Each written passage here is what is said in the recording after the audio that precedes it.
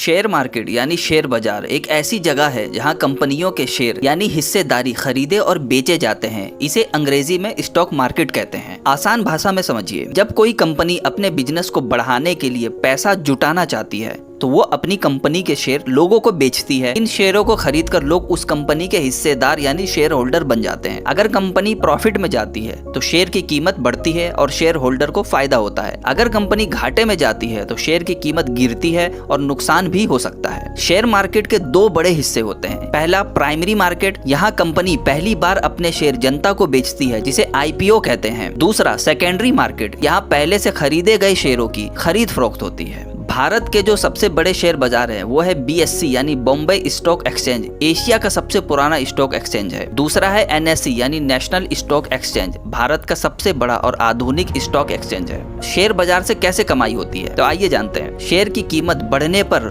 बेचकर यानी capital gain. दूसरा होता है कंपनी का मुनाफा बांटने पर। तीसरा होता है लंबे समय तक निवेश करके रहने पर यानी कि लॉन्ग टर्म इन्वेस्टमेंट। लेकिन ध्यान रहे, शेयर मार्केट का फायदा और नुकसान दोनों होता है। बिना जानकारी के पैसा लगाना जोखिम भरा हो सकता है। आइए मैं आपको और डिटेल से और एक कहानी के जरिए बताता हूँ ताकि शेयर मार्केट आपको पूरी तरह से समझ में आ जाए। मान लीजिए काफी साल पहले एक छोटे से कस्बे में एक रहीम भाई रहते थे। उनकी एक मिठाई की दुकान थी। उनकी दुकान बहुत मशहूर हो गई। धीरे धीरे लोगों की भीड़ इतनी बढ़ी, अकेले रहीम भाई को दुकान संभालना मुश्किल हो गया। अब रहीम भाई ने सोचा अगर अपनी कंपनी को बड़ी मिठाई की फैक्ट्री में बदल दूं तो ज्यादा मिठाई बना सकता हूं और पूरे शहर में बेच सकता हूं। लेकिन इसके लिए उसके पास पैसा नहीं है। तब उसने क्या किया, फिर उसने गांव के लोगों से कहा कि आप सब मेरी मिठाई की फैक्ट्री में थोड़ा थोड़ा पैसा लगाइए, बदले में मैं आपको अपनी दुकान का हिस्सा दूंगा। अगर मेरी फैक्ट्री का मुनाफा बढ़ा तो आपको भी फायदा होगा। यानी उसने अपने बिजनेस के शेयर लोगों को बेच दिए। अब जो लोग उसके शेयर खरीदते हैं वो हिस्सेदार यानी कि शेयर होल्डर कहलाते हैं। अब आगे क्या हुआ, फैक्ट्री खुली, मिठाई मशहूर हो गई, बिजनेस बढ़ा,